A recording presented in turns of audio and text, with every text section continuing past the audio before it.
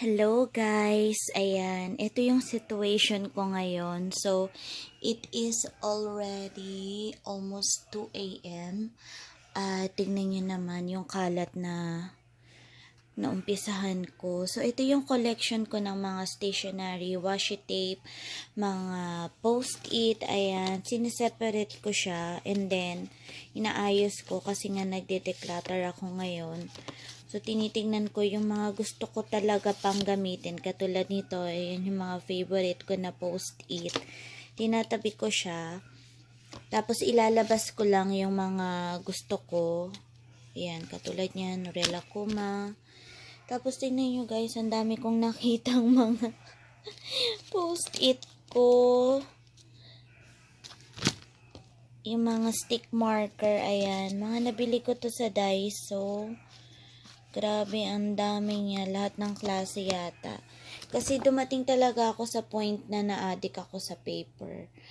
Sa washi tape. Tingnan nyo kung gaano kadami yung washi tape ko. Pinili ko pa yan. Tapos meron ako mga set ng stickers pa dito. Ayan, dito ko yan ilalagay. Ito yung mga washi tape na gusto kong gamitin ngayon. Tapos ito, mga nakita ko tong mga set ng sticker na hindi ko alam kung saan ko ba binili. Alam mo yun? May mga ribbons pa. Ayan. Mga clip. So, ayan. Tabi natin siya. Ayan. Mga sticker yan eh. Kasi nagpa-planner ako. Tapos ito, ididikit mo lang siya sa side. Parang lalagyan siya ng to-dos. Ganyan. Parang yung isang ganito, yung isang team na ganito is pang buong spread siya. Ewan ko kung may idea kayo sa pagpa-planner, pero ito yung team ng planner yan. Isang set yan. So, pwede mong ilagay siya sa planner. Pero hindi na kasi ako nagde-decorate ng planner ngayon. Kaya, ito mga to, yan yung mga ginagamit ko pang decorate ng planner. So, dito yung mga washi tape na hindi ko na masyadong ginagamit. Tapos dito, pagsasama-samahin ko yung mga stick marker ko or tawag ko dyan mga post-it ko. Yan. Katulad nito, madami akong ganito. Yan.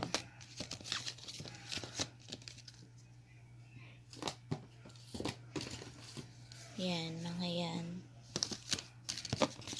Tingnan natin siya. Hindi ko alam kung paano magkakasya. Kailangan mapatayo siyang ganyan. Kasi marami akong ganito.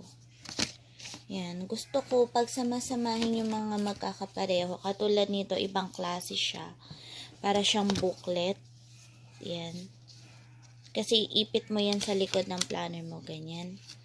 Tapos, ito yung gagamitin mong post-it. Sorry kung medyo hindi ako magaling mag-explain. Pero sana nagigets ninyo yung gusto kong sabihin.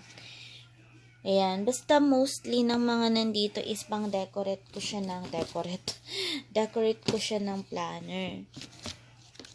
Hindi ko alam kung magkano ng siguro kung kukumputin ko yung mga nagastos ko dito. Baka mahimatay ako pag nakuha ko yung total. Kaya wag na lang. Ayan, ayusin na lang natin siya. The damage has been done. Next. So, pero hindi ko naman siya kayang i-let go. Meaning, may ano pa rin siya sa puso ko. May spot pa din. Ito, katulad nito mga to, magkakapareho. Yan. See? Ito sa likod ng planner yan. Ipapasok mo lang siyang ganyan. Tapos, ayan na. Yung mga pwede mong gamitin marker. Yan. Tapos, ito. Dito din yan dapat. Sasama-samay ko muna nga bago ko ayusin. Ito, dito yan. Ito, dito. Tapos, itong mga maliliit. Yan, mga stick markers. Dito yan. Diba, ang cute niya? Ang cute. Pero ang dami. Ito. O, diba? Year of the Rat. Ito si Goroshi. I like Goroshi. Goroshi yan. Sa kapag may mga lukot-lukot na ganyan, inaalis ko na yan. Ano ba yan? Ang dumi ng kuko ko kadiri. Tapos, ito. Ayan. Hindi mo alam kung dito ba siya o dito ba siya. Pero dahil booklet siya, dito siya. Yan. Booklet yan eh. So, dito yan. Diba? Ito dito. Yan. Tapos ito. Mamaya ako na naayusin. Tapos may lalagyan pa ako ng aking card. So, ito. Dito din yan. Kasi stick marker yan. Tapos, yan. Yung mga ganyan, ano to, ito yung mga post-it talaga. So, lalagay ko yan dito. Kasi marami akong ganyan. Diba? Ang cute. Cereal talk. Yan. Tapos, ito, booklet. So, dyan yan. Ito, post-it. Dito yan. Parang di ko na yan type. Ayoko na yan. Ito, favorite ko yan dati. Saka yan. Ayan. Ito, saan to? Dito? O dito? Dito na lang. Ayoko na yan. Ito, dito. Ito. Dito. Ito, dito syempre. Ito, saan to? Dito. Yan. Tapos, ang sakit na ng ulo ko. Hindi ko na alam gagawin ko. Ang dami pa dito. Tingnan nyo to, guys. Hala, diba? Nakakaiyak siya. Oh, post-it pa more. Ayan pa, oh. Ayusin ko pa lahat yan. Ay, ayan pa, oh, diba? May nakita pa ako. O, see? So, may mga lalagyanan na siya. Oh, wow. Nice. Oh, madami pa, oh. Dito yan. Ito. Paano to? Saan to? Dito din yan. Ito dito. Basta siguro yung mga maninipis na lang na ganyan yan. Diyan ko siya pagsasama-samahin. Diba? Ara, pag may kailangan ako, yan. Kikit ko na lang siya. See, meron pa akong mga paper clips. Meron pa akong planner elastic bands. Meron pa akong ewan ko ba kung meron. May mga clips. Ito, ano ba to? Ako, hindi ko alam yan. Wow, I have this one pa, oh. Ito pa. Mga stick note. Pag nagsulat ka naman dyan, di mo naman makikita. Ewan ko ba. Ayan pa. Tapos itong mga to, hindi ko alam saan ko lalagay. Mga memo pad. Memo pad ba tawag dyan? Ayan, mga memo pad yan eh. O, memo pad. Post-it. Yan, nag-collect din ako niyan dati. Ayan, oh. Yung brand na yan. Post-it. Holy moly. Just color. Just color. Ay. Ito. Saan ba ito? Dito? Ang gulo ko. Pagsamahin ko na lang kaya lahat yan. Para matipid ako sa lalagyan. So, ayan, pinakita ko lang sa inyo yung aking current situation. Dapat dito yan, diba? Kasi ano yan? Ang cute nito, oh. Tapos, meron pa ako nito. Tingnan nyo to. Aray ko. Ayan. Naku. Ang daming papel. Ilang puno kaya yung kinatay ko? Para sa dami nito. Ayan, mga post-it pa yan. Tapos, ayan po. So, i-organize ko muna lahat yan. And then, papakita ko sa inyo kung may progress pa na magaganap. Okay? Okay, current situation ng aking pag-aayos ng mga papel-papel ko. Ito, nakita ko tong isang box ko na to. Ito, isa to sa favorite na lalagyanan ko kasi nandito lahat yung collection ko ng journal. Iba pa yung collection ko ng ring-bound planner plus yung collection ko ng journal. Oh my God. Nandito yung mga extra refill ko ng pocket size planner ko. Tapos, meron akong mga notepad. Ayan, mga hindi pa nabubuksan na notepad. Ang daming notepad. So, meron akong 3 yata na bagong notepad. Another refill ng pocket size planner. Schedule book. Refill ng A6 size planner. Ayan, B6. B6. Refill ng planner. Pakita ko sa inyo lahat. Refill ng planner. Refill. Another notepad. Isang set ng refill ng planner na hindi pa nagagamit. Tapos, eto mga memo pad to. Yan, mga memo pad. Sticky note pad. Diyos ko, Lord. Saan ba galing tong mga to? Ayan, ang dami. Ito yung mga journal ko. Ayan, mga journal. Ay, hindi. Memo pad. Sticky note. Hala siya. Ito na yung mga journal ko. Yan. Isa. Bilangin natin. So, isa. Dalawa. Tatlo. Looney Tunes. Mga hindi pa nagagamit. 4. Mickey Mouse. 5.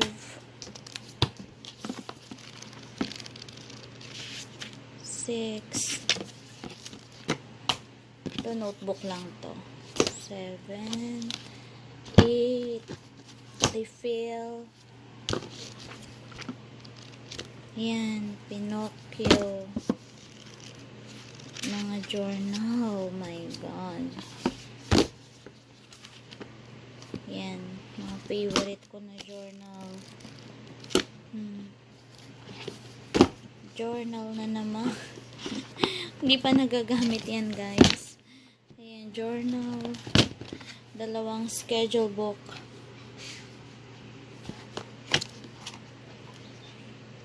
I don't know. Addiction is real talaga. Journal. Pa nagagamit. Ito, favorite ko to. Si Hello Coco. Ayoko siyang gamitin kasi isa na lang. Tapos, ito, nabili ko pa to sa Vancouver. Hindi ko ginagamit. Hindi ko din ginagamit. Yan. Ang cute niya, no? Rilakkuma. Snoopy. Hindi ko na nabilang. Nawala na ako sa bilang. Ayoko na rin bilang. Pero ayan siya lahat. Yan ang mga journal ko. So, ayan. Ito pa. Marami pa dito. Stickers. Tapos yan. Naayos na yan. Ito. Sinusort ko pa. Kasi, ang target ko ay sama-sama siya lahat. Ma-maximize ko kasi yung space ko. And then, itatapon ko na yung mga hindi ko na talaga gusto. Balikan ko kayo pag may progress na. Ayan, naayos ko na. So, ito pwede na tong isara. Yan. Andito lahat ng journal ko, saka lahat ng mga planner refills ko. So, kung kailangan ko, ito lang yung kukunin ko. Ready to go na to. Okay, so tapos na ma-organize yung mga planner ko. Ngayon naman ang gagawin ko is isa-separate ko yung mga documents namin. So, papakita ko na. So, ito yung planner collection ko. Yan, inayos ko na siya lahat dito.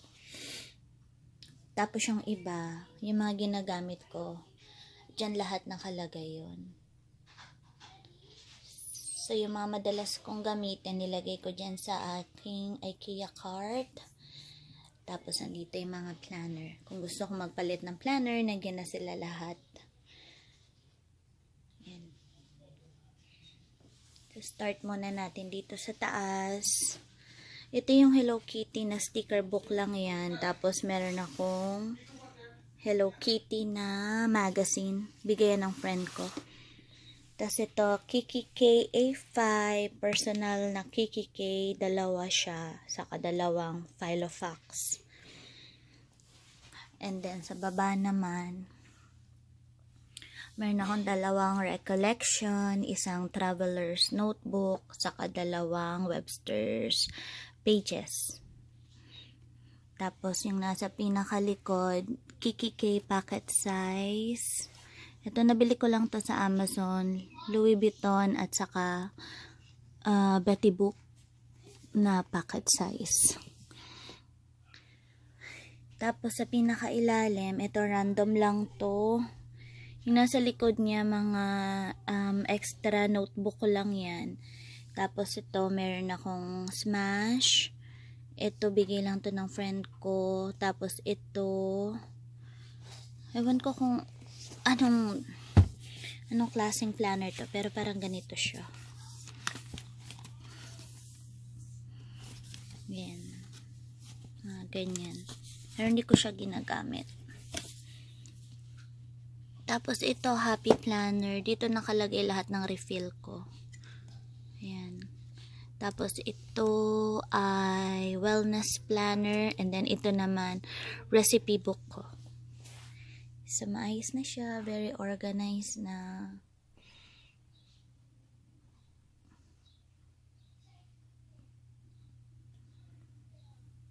So, I hope na-enjoy nyo ang aking video. Sana, may natutunan kayo mag-organize.